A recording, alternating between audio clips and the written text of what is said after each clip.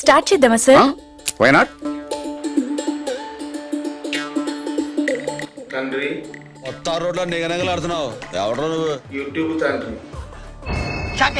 నేను ఇన్ని రోజులు పైన భగవంతుడే ఆడిస్తున్నాడు కావచ్చు అనుకున్నాను తండ్రి. మధ్యలో ఉండి మీరు కూడా కొన్ని వేల మందిని, కొన్ని లక్షల మందిని ఆడిస్తున్నారు తండ్రి.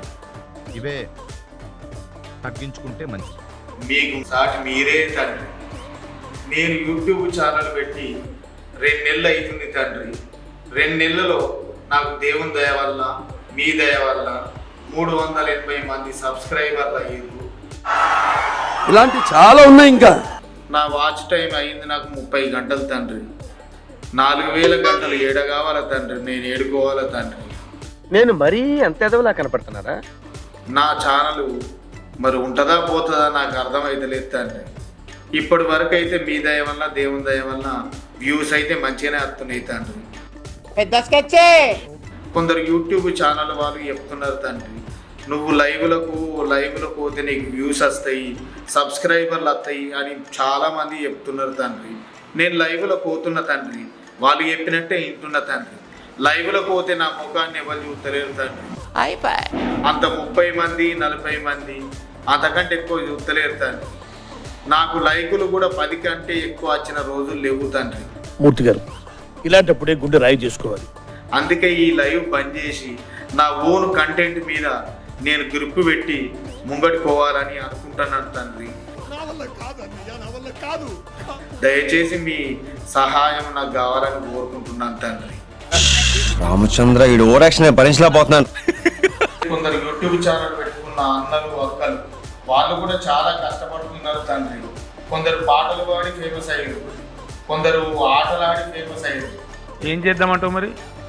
కొందరేమో వాళ్ళ యొక్క డైలాగ్స్ అంటే యూట్యూబ్ నుండి తీసుకొని యూజ్ దిస్ సౌండ్ తీసుకొని ఫేమస్ అయిన వాళ్ళు చాలా మంది ఉన్నారు తండ్రి. కొందరేమో ఓన్ కంటెంట్ మీద ముందుకెళ్ళి సక్సెస్ అయిన వాళ్ళు చాలా మంది ఉన్నారు తండ్రి. నేను కూడా అందులో ఒకటిగా ఖచ్చితంగా సక్సెస్ కావాలని మీ యూట్యూబ్ ఛానల్ని ఎంచుకున్నాను తండ్రి. జర దయచేసి నాకు సపోర్టు కావాలని కోరుకుంటున్నాను తండ్రి. సరే సర్లే, ఎన్నెన్నో అనుకుంటాం. ఇప్పుడు నా వాచ్ అవర్స్ టైం 30 గంటలు తండ్రి. 3000 గంటలు ఏడుకోవాలి తండ్రి. నేను ఎంతమందిని బతికిలాడుకోవాలి, ఎన్ని వీడియోలని చేయాలి తండ్రి? నేను ఇక్కడికి ఎమోషనల్ అవడానికి రాలేదు, మిమ్మల్ని ఎమోషనలైజ్ చేయడానికి వచ్చాను. చాలా మంది రైతన్నలు కూడా వాళ్ళు యూట్యూబ్ ఛానల్ పెట్టుకొని వాళ్ళు చేసే కష్టాలు మొత్తం ప్రజలకు తెలవాలని చాలా మంది చాలా విధాలుగా కష్టపడుతున్నారు తండ్రి. ఇక కొందరు అక్కలు అన్నలు అయితే వాళ్ళకు నచ్చిన విధంగా వంటలు చేసుకుంటూ ప్రజలకు చూపెట్టుకుంటూ చాలా మంది వాళ్ళు కూడా కష్టపడుతున్నారు తండ్రి. ఇటు పైకి ఎదవలాగా అంటారు కానీ సెంటిమెంట్స్ ఎక్కువ. నిజం తండ్రి, వాళ్ళందరూ చాలా గ్రేట్. ఇంకా కొందరు అక్కలైతే తండ్రి వాళ్ళు మార్నింగ్ లేచినప్పటి నుండి నైట్ పడుకునే వరకు కూడా వాళ్ళ ఇంట్లో జరిగే ప్రతి విషయాన్ని మీకు చెప్పుకుంటూ ప్రజలకు చెప్పుకుంటూ ఆహా వాళ్ళ ఓపికకు చాలా మెచ్చుకోవాలి తండ్రి. ఏంటిది? నేనున్నాను రా, ఏంటిది చిన్నపిల్లల ఏడుస్తా?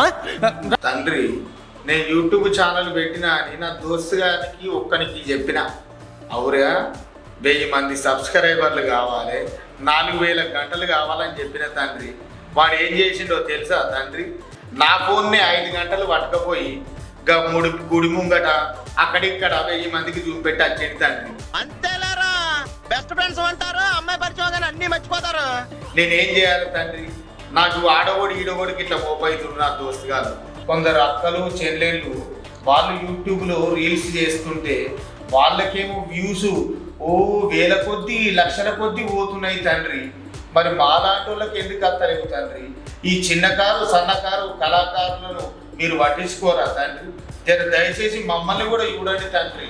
అంతకుముందు లేడీసే శత్రువు అన్నారు తండ్రి. అది కాదు తండ్రి, ఇప్పుడు ట్విస్ట్ వేరే ఉంది. ఇప్పుడు జెంట్సే శత్రువు అయిపోయారు తండ్రి.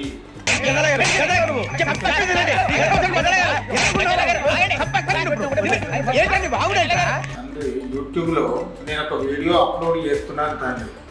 అది గంట వరకు అర్ధగంట వరకు కూడా వ్యూస్ అత్తలేవు తండ్రి. నా వీడియోలను నేను చూసుకున్నాడు తప్పించి వేరేటోళ్ళు అయితే ఎవరు చూస్తారే తండ్రి.